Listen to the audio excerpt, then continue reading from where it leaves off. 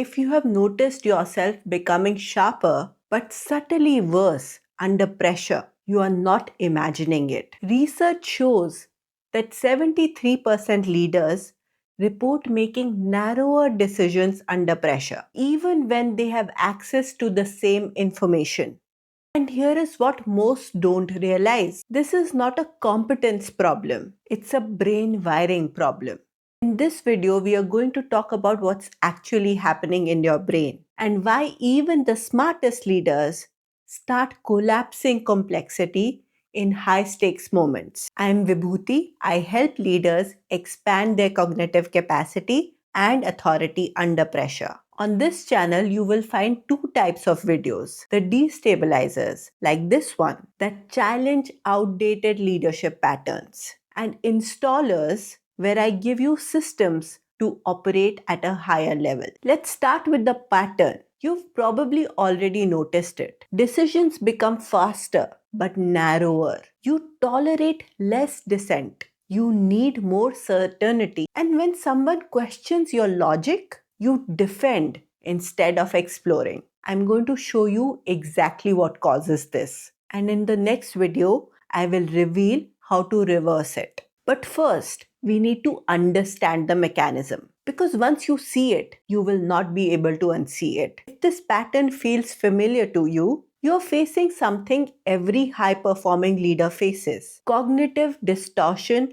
under pressure. And here is what makes it dangerous. It doesn't feel like distortion. It actually feels like the opposite. It feels like clarity. That is what we are deconstructing today. By the end of this, you will understand why pressure doesn't reduce intelligence. It reduces cognitive range. And you will also understand why speed under threat isn't competence. It's a control reflex. Stay with me. This last one matters the most. Why your identity as a decisive leader might be what is interfering with your decision quality. Let's start with what's actually happening in your brain when pressure increases. Pressure triggers a predictable sequence. Threat detection activates, cognitive narrowing begins, binary thinking takes over, and you start over relying on past success patterns. Here is what is destabilizing everything. Pressure does not reduce intelligence. It reduces the aperture through which you process information. Your IQ is still the same, but you're looking through a narrower lens. And when that happens, you are not just seeing fewer details, you are actually seeing fewer dimensions. Let me show you what that looks like in practice. Imagine you are in a high stakes meeting, board pressure, tight deadline, or competing agendas. At baseline cognition, you will naturally consider what are the second order consequences of this decision, even who is missing from the room. Also, what assumptions am I operating from that I haven't considered? But under pressure, those questions, they don't even occur to you. Instead, you naturally ask, what's the fastest path to resolution? What will protect my position? What decision will immediately reduce the threat? That's the same leader, the same intelligence, but completely different cognitive aperture. Now, here is what makes this insidious. When you are in cognitive narrowing, you do not experience it as cognitive narrowing. You actually experience it as focus. You think, I'm cutting through the noise. I'm being decisive. I am leading. And in some cases, that might be true. But what you are actually doing is collapsing complexity to reduce the sensation of threat. And here is where it gets personal. This isn't happening to other leaders. This is happening to you every time pressure spikes. Let me show you the identity trap that makes this worse. But first, let's name the neuroscience that makes this happen. When your brain detects pressure, it's not responding to the situation.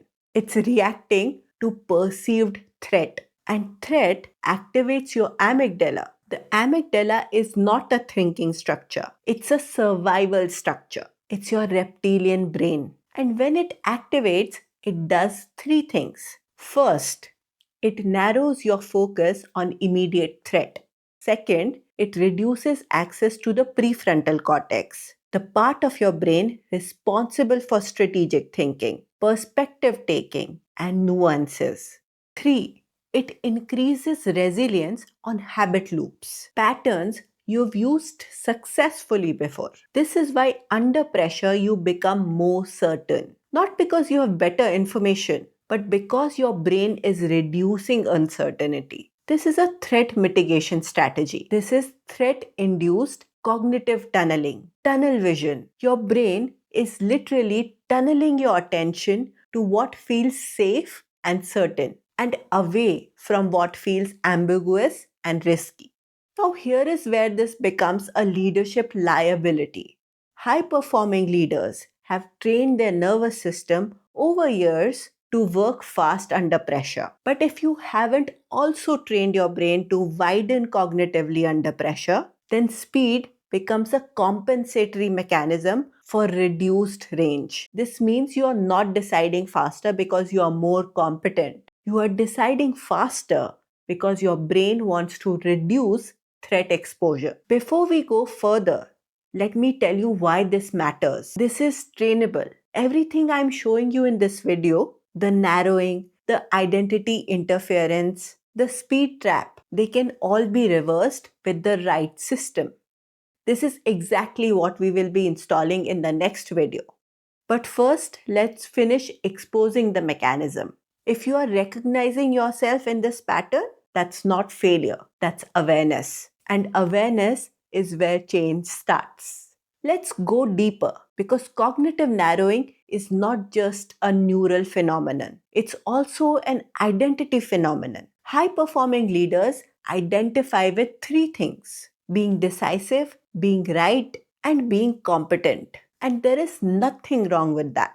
Those identities got you here, but under pressure, those same qualities are becoming liabilities. Because when pressure increases, you are not just managing the situation, you are managing the threat to your identity. In simpler words, you are not just deciding, you are defending your identity. Here is how it plays out. Someone questions your decision in a meeting. Intellectually, you know questions are valuable.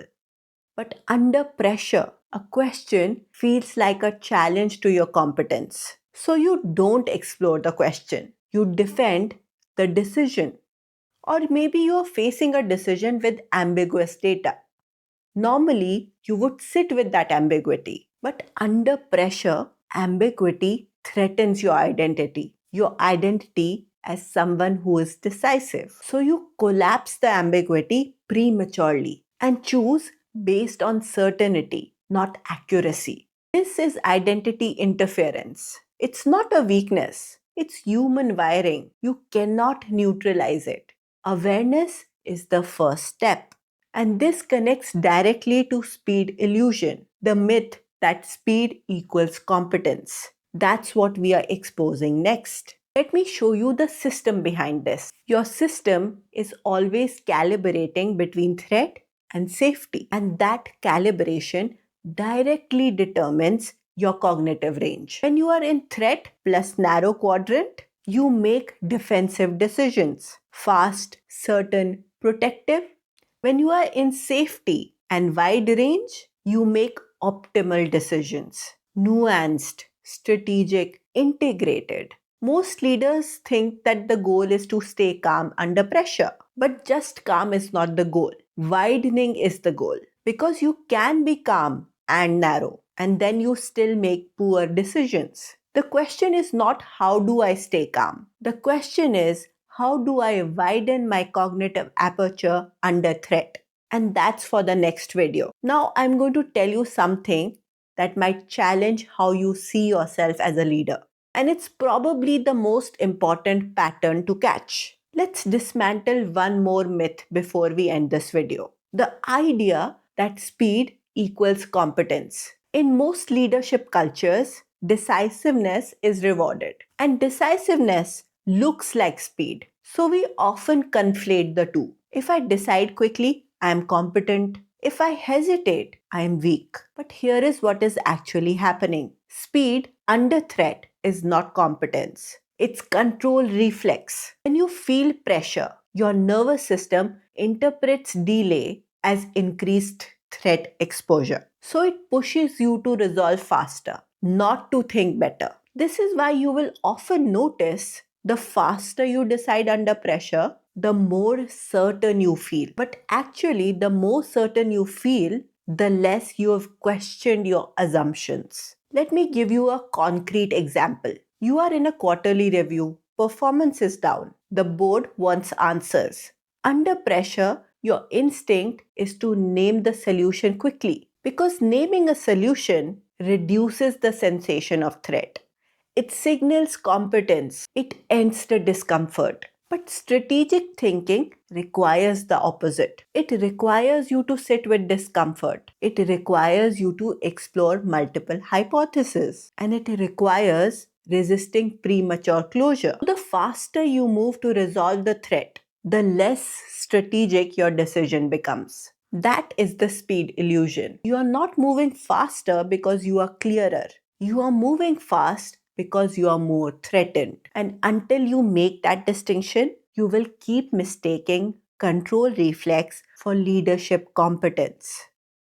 So the question is, if pressure narrows cognition, how do you expand it in real time? That's what I disclose in the next video. Because here is what is possible.